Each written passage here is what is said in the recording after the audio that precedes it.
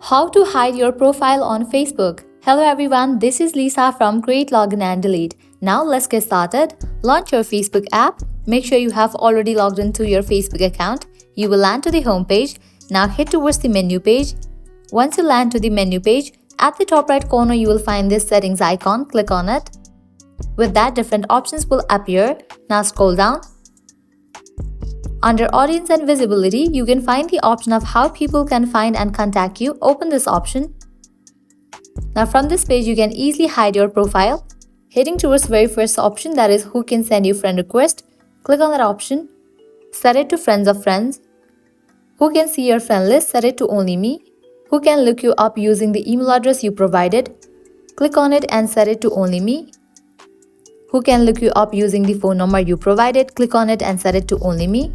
Toggle off for this option allows search engines outside Facebook to link to your profile. Toggle off for this option allow your profile to be recommended to people looking at similar profiles. Also toggle off for this option allow people to message your profile. Once you set up all these settings, you will be good to go. Now people won't be able to find your profile. So this is how you can easily hide your profile on Facebook. At the end, if you guys find this video helpful, don't forget to like, share and subscribe. Thank you.